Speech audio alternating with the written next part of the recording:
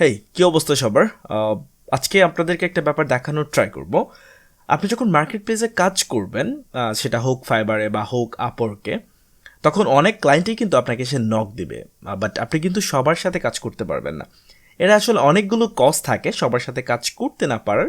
সেটা হচ্ছে তারা যে রিকোয়ারমেন্ট দিচ্ছে সেটা হয়তো আপনি বুঝতে পারছেন না, বা আপনি যে রিকোয়ারমেন্টগুলো দিচ্ছেন সেটা তারা হয়তো বুঝতে পারছে না, বা সে যে টাইপের কাজ চাচ্ছে সেটা হয়তো আপনি করতে পারছেন না, বা আপনি যেভাবে কাজটা করবেন সেটা তার ভালো লাগবে না আপনি যখন কথা বলবেন।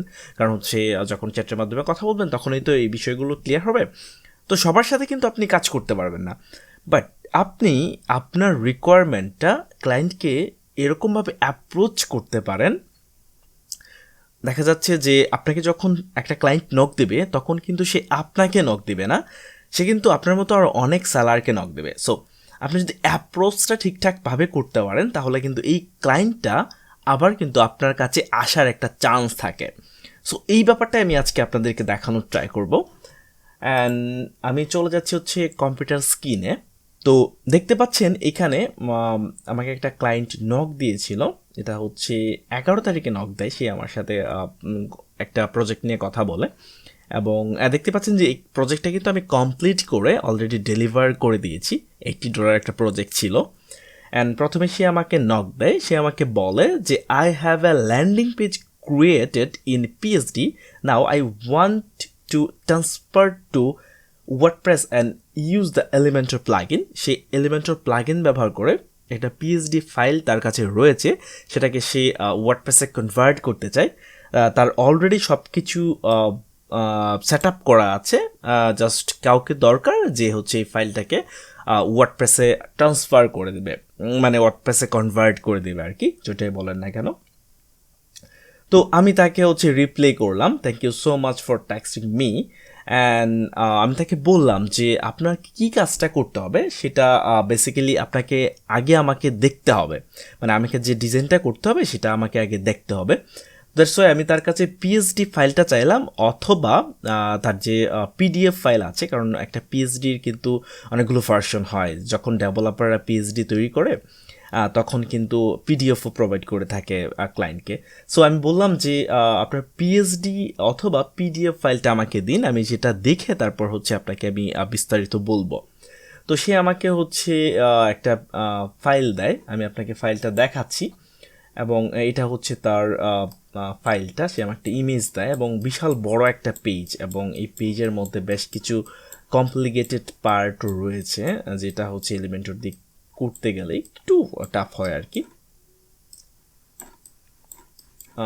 তো দেখতে পাচ্ছেন এই পেজটা সে আমাকে দেয়, বেশ পেজটা কিন্তু অনেক বড়। আমি যদি শুটও করি তাহলে দেখতে পাবেন যে মোটামুটি এখানে 15-16টা সেকশন হবে আর কি। তো তাকে বললাম যে ওকে, লেট মি চেক। আমি তাকে চেক করলাম এবং এই পেজটার মধ্যে প্রত্যেক জায়গার মধ্যে যে জায়গাগুলো আমার একটু জানার দরকার, যে এটা কি আসলেও ওই যেটা ভাবছি এটা কি না, আমি একটা ক্যালেন্ডার ছিল এখানে, আমি তাকে বললাম যে এটা কি ফাংশনাল ক্যালেন্ডার নাকি নর্মাল কোনো ক্যালেন্ডার। সো এটা কিন্তু আমি তাকে বললাম, জিজ্ঞেস করলাম।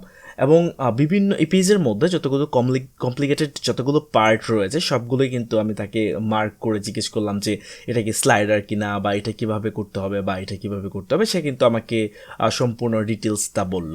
তো আপনিও যখন কোনো ক্লায়েন্টের সাথে কাজ করবেন এবং আপনিও যে প্রজেক্টের ডেমোটা আপনাকে দেবে বা রিকোয়ারমেন্টটা আপনাকে বলবে, সবগুলোই খুব সুন্দর করে, খুব বুঝে শুনে দেখে ক্লায়েন্টের থেকে জেনে নেবেন যে এটা কীভাবে করবো বা এটা কী চাচ্ছেন আপনি।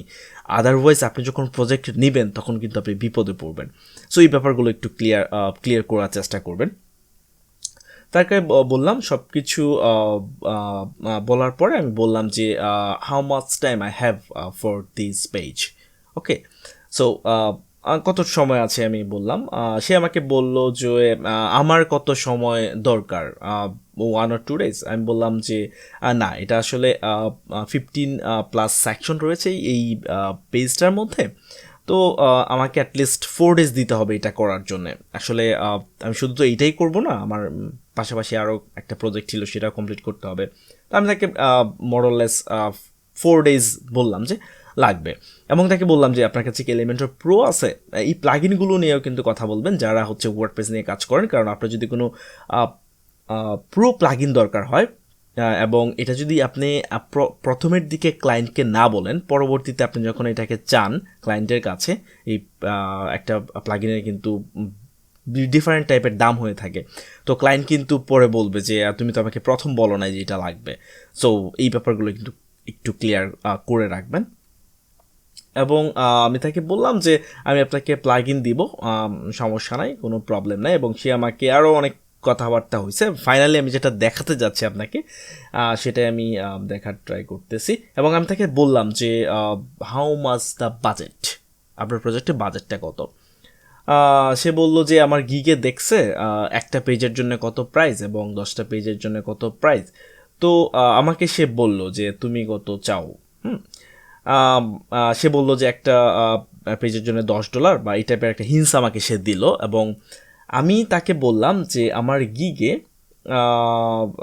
$10 মানে মানে $10 একটা পেজের জন্য আমি নিব।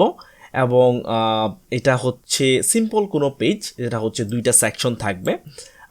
বাট আপনি যে ল্যান্ডিং পেজটা দিয়েছেন, আমি ক্লায়েন্টকে বললাম যেটা 16টা প্লাস হচ্ছে সেকশন এবং ভেরি হার্ড। আপনি ক্লায়েন্টকে বুঝাইতে হবে যে আপনি তার প্রজেক্টের জন্য রকেট সায়েন্স করতেছেন, এই ব্যাপারটা একটু বোঝানোর ট্রাই করতে হবে, তাহলে ক্লায়েন্টের কাছ থেকে বাজেটটা একটু আপনি বেশি নিতে পারবেন। তো সব সময় কিন্তু এই নিনজা টেকনিক আবার কাজ করে না, এই ব্যাপারগুলো একটু লক্ষ্য রাখতে হবে। সো আমি বললাম যে এই কাজের জন্য আমি $70 হচ্ছে আপনাকে চার্জ করব, আর $10 হচ্ছে আমি আপনাকে এলিমেন্টর প্রো প্রোভাইড করবো। দ্যাটস ওয়াই আমি আপনাকে আরও এক্সট্রা $10 চার্জ করবো। এবং $80 কমফোর্টেবল। এখানে কমফোর্টেবল লেখার মানেটা হচ্ছে এই যে এবং একটা ইমোজি ব্যবহার করছি। অ্যান্ড কমফোর্টেবল লেখার মানেটা হচ্ছে এই, আমি তাকে কথা বলার জায়গা রাখছি। আপনি কিন্তু ক্লায়েন্টকে হার্শলি এবং হার্ডলি ওরকমভাবে কিন্তু কিছু বলতে পারবেন না যে তোমাকে এত ডলারে দিতে হবে, আদারওয়াইজ আমি কাজটা করবো না। এইভাবে কিন্তু ক্লায়েন্টের সাথে কথা বলা যাবে না, তাকে কথা বলার জায়গা রাখতে হবে। তো আমি যখন তাকে বললাম কমফোর্টেবল, সে কিন্তু বুঝতে পারলো যে আমার কথা বলার জায়গা আছে। এবং সে আমাকে বলল যে সে আমার অ্যাপ্রিসিয়েট করতেছে আমার প্রপোজালটা। এবং সে বলতেছে যে আমি অলমোস্ট এই একটা পেজের জন্যে 10টা পেজের সমপরিমাণ টাকা আমাকে পে করতে হবে, এইটা আমার কাছে এক্সপেন্সিভ মনে হচ্ছে। সো সে বলল যে আমার কাছে আরও আদার প্রপোজালগুলো রয়েছে এবং আমি সেগুলো দেখব। এবং আমাকে সে থ্যাঙ্কস দিল যে কুইক রেসপন্স করার জন্য। তো এই পর্যন্ত কিন্তু আমাদের কথা শেষ। সেটা হচ্ছে 11 তারিখ, দেখতে পাচ্ছেন যে 11 তারিখের কথা, 11ই জানুয়ারি তার সাথে আমার কথা হয়েছে। এবং সে 13 তারিখে আবার নক দিল। কেন নক দিল? সে এই প্রজেক্টটা নিয়ে আরও অন্যজনের কাছে গেল, তারা হয়তো তার কথা কাজে ওরকমভাবে অ্যাপ্রোচ করতে পারেনি, অত এরকমভাবে মিল পড়েনি তাদের সাথে। সে কিন্তু আবার ব্যাক আসছে আমার কাছে। এবং সে বললো যে still available for this kick. সে বলতেছে যে এই প্রজেক্টের জন্য কি তুমি অ্যাভেলেবেল আছো? আমি আমি নর্মালি হচ্ছে হ্যালো স্যার বলি না, তারপরে বললাম যে hello sir, yes I can help, how I can help. তো সে বলল যে এই কাজটা কি তুমি করতে চাও? সে বলল যে $80, মানে আমার অফারটা যে ছিল যে $80 কি সেই কাজটা করতে চাও তুমি এখন পর্যন্ত? এবং আমি তাকে বললাম যে হ্যাঁ, আমি এই কাজটা করতে চাই। এবং এই কাজটা আমি শেষও করেছি। আমি আমার যে ডমিন আছে, আমার যে হোস্ট আছে, আমি হোস্টে কাজটা করলাম এবং কাজটা শেষ করার পর আমি তাকে হচ্ছে তার হোস্ট এটা ট্রান্সফার করে দেই কিছুক্ষণ আগে। আমি অলরেডি দেখতে পাচ্ছেন যে এখানে আমি ডেলিভারিও দিয়ে দিয়েছি। তো দেখতে পাচ্ছেন এই কাজটা হচ্ছে এইটা, এখানে একটা সেকশন। এবং আমি আরেকটা ব্যাপার হচ্ছে আপনাদেরকে একটু বোঝানোর ট্রাই করতেছি যে এই কাজটা যে আমি করলাম, এই কাজটা নিয়ে আমি একটু ডিটেলস বলতেছি আসলে কতটুকু হার্ড হয়েছে কাজটা করতে। প্রথম হচ্ছে আমি একটা লেখা নিছি, এখানে অ্যানিমেটেড একটা টেক্সট উইজার্ড ব্যবহার করছি এবং 2টা বাটন তৈরি করছি। এখানে জাস্ট সিম্পল একটা ইমেজ এবং এখানে 2টা রেখা দেখতে পাচ্ছেন, একটা হচ্ছে ইয়েলো আর একটা হচ্ছে গ্রিন টাইপের, সরি গ্রিন না, ব্লু টাইপের। এটা হচ্ছে ব্যাকগ্রাউন্ড আমি সেট করে দিছি। এবং এইটা প্রথম বানাইছি, প্রথম বানানোর পরে এটা কিন্তু কপি করে এখানে দিয়ে দিছি, আমার কিন্তু কাজ শেষ। এখানে প্রথম আমি একটা বানাইছি, এই যে দেখতে পাচ্ছেন একটা বানাইছি। একটা বানানোর পর এই বাকি 4টা কিন্তু আমি একটা থেকে কপি করছি, শুধু টেক্সটগুলো আমি চেঞ্জ করছি এবং ব্যাকগ্রাউন্ডটা চেঞ্জ করছি। এখানে একটা কার্সল দেখতে পাচ্ছেন, একটা অ্যাড করছি, বাকিগুলো কিন্তু এমনিতে হয়ে গেছে। এখানে আমি হচ্ছে একটা হেডিং দিছি, এই হেডিংটা তৈরি করছি প্রথম, এবং এই পরে যতগুলো হেডিং আছে সবগুলো কিন্তু এটা থেকে কপি করা, এই যে এটা থেকে কিন্তু এটা কপি করা, জাস্ট শুধু ইমেজগুলো চেঞ্জ করছি। এখানে একটা সিম্পল ক্যারাসেল তৈরি করছি, এই দুইটা কিন্তু ইমেজ এবং দুইটা কিন্তু বাটন, এগুলা জাস্ট একটা তৈরি করছি, একটা তৈরি করার পর বাকিটা কিন্তু কপি করছি। এবং এই দুইটা বাটন কিন্তু আমি এই প্রথম থেকে নিয়ে আসছি, এই যে এখান থেকে কিন্তু এই দুইটা বাটন নিয়ে আসছি। অ্যান্ড এখানে দেখতে পাচ্ছেন এই যে এখানে যে হচ্ছে হেডিংটা রয়েছে সেটাও কিন্তু আমি এইখান থেকে কপি করে নিয়ে আসছি। তো বুঝতে পারছেন যে প্রথমের দিকে যদি আপনি 2-3টে সেকশন তৈরি করেন তাহলে বাকিগুলো কিন্তু খুব ইজি হবে আপনার জন্য, জাস্ট কপি পেস্ট করবেন। আমি যদি আরেকটু নিচের দিকে যাই তাহলে হয়তো আরও দেখতে পাবেন যে এখানে প্রথম একটা তৈরি করছি, একটা বক্স তৈরি করছি এবং বাকি সবগুলো কিন্তু একটা থেকে কপি করছি, শুধু ব্যাকগ্রাউন্ডটা চেঞ্জ করছি। এবং এই সাইটটা কিন্তু ফুল রেসপন্সিভ, ট্যাবে থেকে যে কোনো ডিভাইস থেকে সে দেখুক না কেন এটা কিন্তু ফুল রেসপন্সিভ হবে।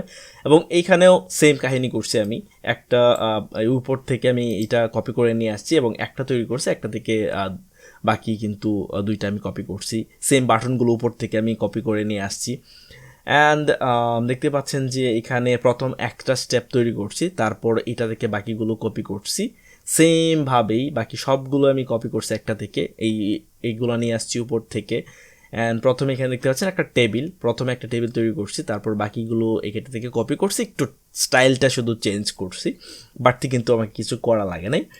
অ্যান্ড আমি যদি আরও নিচের দিকে যাই, প্রথম দেখতে পাবেন এখানে 6টা বক্স রয়েছে, এমন 6টা বক্সের মধ্যে কিন্তু প্রথমটা তৈরি করছি, বাকিগুলো একটা থেকে কপি করছি, সবগুলো কপি।